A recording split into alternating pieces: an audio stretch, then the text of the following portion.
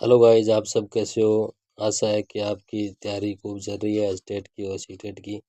और आज हम करने वाले हैं अलंकार। अलंकार का शाब्दिक अर्थ होता है कि काव्य साहित्य की जो शोभा और उसके गुण धर्म से उसकी शोभा बढ़ाए काव्य की, उसे अलंकार कहते हैं। और अलंकार के वैसे 6 भेद होते हैं, जबकि अलंकार के प्रकार 2 होते हैं, शब्द अलंकार और अर्थ अलंकार। शब्द अलंकार के तहत हम अनुप्रास अलंकार को लेते हैं, यमक अलंकार को लेते हैं, श्लेष को लेते हैं और पुनरोक्ति अलंकार को लेते हैं। और ये तो होते हैं शब्द अलंकार। इनमें शब्दों की आवर्तियाँ और शब्दों के आधार पर इनकी पहचान की जाती है।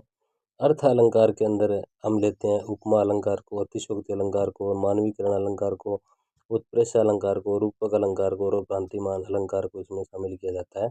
और इन अलंकारों की पहचान जैसे इस प्रकार करते हैं कि अनुप्रास में अलंकार में हमें व्यंजन के अक्षरों की बार बार आवृत्ति, उसकी ध्वनि सुनाई देती है, जैसे कनक कनक कनक कनक ऐसे, या कोई शब्द बर्तन बर्तन भरभराट हो गए, इस तरह।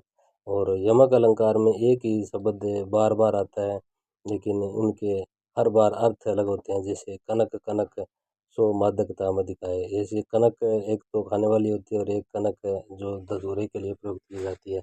इसलिए इन दोनों का अर्थ, शब्द एक है लेकिन अर्थ बार बार अलग आ रहा है। श्लेष अलंकार, इसमें एक शब्द की बार बार एक बार से अधिक आवर्ती आती है, लेकिन उनका अर्थ भी बदल जाता है, जैसे रहमन पानी राखिए पानी बिन सब सुन, इस तरह। और पुनरुक्ति में एक ही शब्द की आवृत्ति क्या है, बार बार दोहराई जाती है, उसमें एक ही शब्द की हर बार दोहराई रहती है।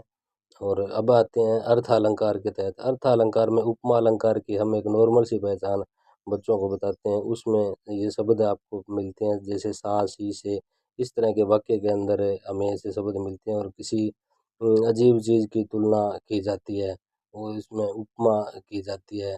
जैसे चंद्रसा मुख, उसका यानी मुख की तुलना चंद्रमा के समान कर दी, उसमें सा शब्द का हमें मिल जाता है।